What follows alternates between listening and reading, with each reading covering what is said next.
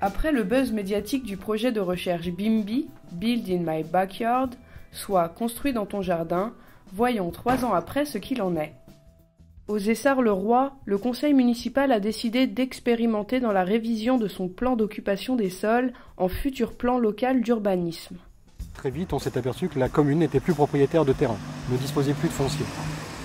La deuxième réflexion, c'est qu'on a toujours besoin de construire, quelle que soit l'époque, on a toujours besoin de construire, ne serait-ce que pour garder la population sur place à un même niveau, à un niveau équivalent. Et puis de manière générale, plus globale sur tout le territoire de la France a besoin de logements. La troisième réflexion, c'est que nous faisons partie d'un parc naturel régional et donc notre charte du parc naturel régional nous contraint à rester dans un espace urbain déjà constitué. Donc il faut trouver sur nos zones déjà urbanisées de quoi construire. Alors, la démarche BIMBY telle qu'elle a été faite dans notre commune a consisté à mettre en relation des propriétaires de terrain et des architectes. Donc on a offert à nos propriétaires un entretien d'1 heure avec un architecte, un entretien particulier d'1 heure avec un architecte, pour discuter sur ce qui était réalisable ou non sur la parcelle du propriétaire. On a eu un certain nombre d'entretiens, 80 entretiens. Sur les 80 entretiens, je crois que 90% des gens étaient très satisfaits et sont ressortis avec un projet. Les 10% qui restent, c'était des gens qui étaient de toute façon au départ hostiles effectivement à la démarche et à la densification, en termes de densification urbaine, mais sont ressortis de l'entretien rassurés de leur entretien avec l'architecte, rassurés par le fait qu'ils ont compris que la densification se ferait de manière harmonieuse dans l'environnement de la commune. Une fois que tous les entretiens seront faits, les architectes nous donnent en grosso modo des exemples de division parcellaire, des fiches pratiques de division parcellaire. Et la municipalité après tranche et arbitre en disant voilà, ce type de division nous l'acceptons, c'est acceptable pour avoir une harmonie dans notre commune. Ce type de division là par contre ce n'est pas acceptable. Et donc on va garder et on va construire le règlement en fonction du type de division parcellaire que l'on veut obtenir.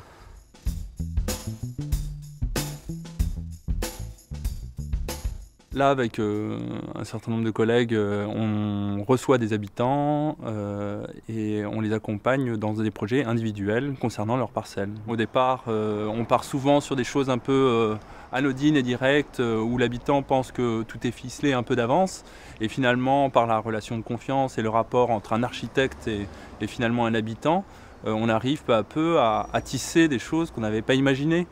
Et on repart après l'entretien avec peut-être des projets à long terme, quoi. Donc l'outil qu'on utilise pour travailler avec les habitants est plutôt simple puisque c'est un logiciel qui s'appelle SketchUp et surtout c'est un moyen maintenant par internet d'avoir accès tout de suite à la parcelle quand l'habitant nous donne son adresse et puis de modéliser sa maison en temps réel. De compter en cas de problème de santé. C'est une réserve financière. Ouais. Les viabiliser. D'accord. Et tous les réseaux. La voie est déjà faite. Donc là, dans cet élément de votre maison qui aujourd'hui a un garage, oui, avec des combles non utilisés, vous aviez un projet peut-être d'en faire un studio? Oui, alors j'aimerais éventuellement peut-être un projet d'aménagement d'un studio pour peut-être ma maman qui est très âgée ou peut-être pour mon fils, je ne sais pas encore, mais bon, j'aimerais bien effectivement voir ce qu'il est possible de faire. Après avoir virtuellement divisé la parcelle, architectes et propriétaires réfléchissent aux implantations, à l'éclairement, au voisinage, à l'assainissement. Dans une discussion qui fait des allers-retours entre la parcelle et le quartier, entre l'architecture et l'urbanisme. La méthode BIMBY vise à définir du foncier disponible pour de l'habitat individuel au sein de l'espace déjà bâti, dans une commune contrainte à ne plus gaspiller ses espaces naturels et agricoles. Cette méthode est un appui à la rédaction du règlement du futur PLU. Ce que les architectes m'ont proposé, ça serait vraiment pour moi, parce que je ne suis pas en train de rajeunir, et il y a des escaliers partout. J'ai 2 étages, ma chambre est au 2e étage. Donc je sais bien que dans quelques années, ça sera difficile. Donc c'est pour ça que j'envisageais de faire quelque chose de plein pied. C'est la réunion avec les architectes qui m'a vraiment motivé, disons, parce que je ne m'attendais pas du tout à ça, parce que j'allais pour un petit projet très, très simple, et en fin de compte, c'est eux-mêmes qui m'ont trouvé quelque chose de beaucoup plus enthousiasmant. Comme je leur avais dit que c'était impossible, Donc en une demi-heure, ils m'ont trouvé un projet qui n'est pas aujourd'hui possible à cause du poste actuel, mais dans un futur qui serait peut-être possible. Je suis venu habiter ici avec 4 enfants qui étaient préadolescents. Bon, ces enfants maintenant, ils ont tous environ la trentaine. Ils ont eux-mêmes des enfants, et ils sont logés ailleurs en banlieue parisienne. Et ils viennent de temps en temps avec leurs propres enfants et tout ça, il est bien sympathique. Mais enfin, le volume de la maison, il est quand même, toute la semaine, il est très, très surdimensionné par rapport à nos besoins. Donc on contribue avec ma femme au vieillissement de la population, à la décohabitation et au fait qu'il y a de moins en moins de jeunes dans ce village, quoi. Je suis venu voir en disant, bah, tiens, je pense que mon cas est un cas impossible ou vraiment limite, je vais tester la méthode. Avec Google, il m'a dessiné ma maison et on a regardé la parcelle par au-dessus, par en dessous, sur le côté et tout avec les maisons des voisins. Et il m'a trouvé des solutions techniques, au moins, viables de modification un peu de l'occupation de la parcelle. Outil novateur d'une démocratie participative, BIMBY permet d'aborder les questions d'urbanisme en croisant intérêt privé et intérêt général dans un cadre radicalement différent de ceux des réunions de concertation traditionnelles.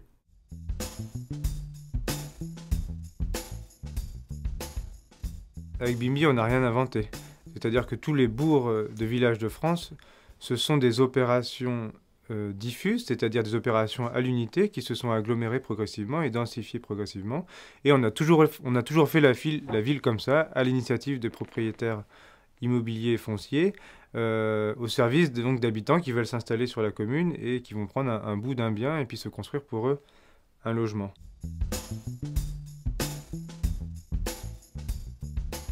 Aujourd'hui, de mon point de vue, et mon expérience de maire de plusieurs mandats peut en témoigner, les règlements d'urbanisme sont pris comme des contraintes du point de vue individuel. Je pense que le fait que le particulier puisse, en amont d'un règlement, par les besoins qui sont les siens, venir, je dirais, influer sur ce règlement, puisque le règlement s'adaptera aux besoins des habitants, va faire qu'on va faciliter les choses. Le fait de diviser une propriété permet à la fois, je dirais, aux bénéficiaires du partage de faire une opération économique intéressante et à la fois pour celui qui va l'acquérir de modérer le coût, puisqu'on divise, on a des surfaces plus petites.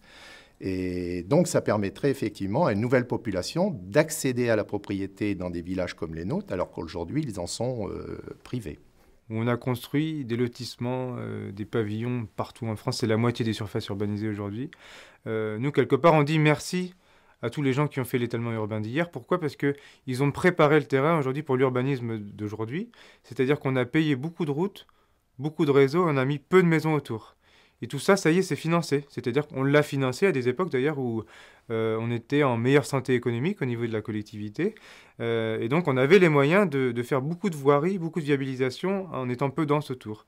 Aujourd'hui, on va pouvoir, et là on a des décennies devant nous, où on va pouvoir tranquillement ajouter quelques logements entre deux maisons ici et puis rentabiliser nos investissements passés. Ces terrains, ils sont la propriété des habitants. Et donc ces quartiers, s'ils évoluent, ce sera du fait des habitants, sur leur initiative, avec eux et parce qu'ils l'auront souhaité et désiré.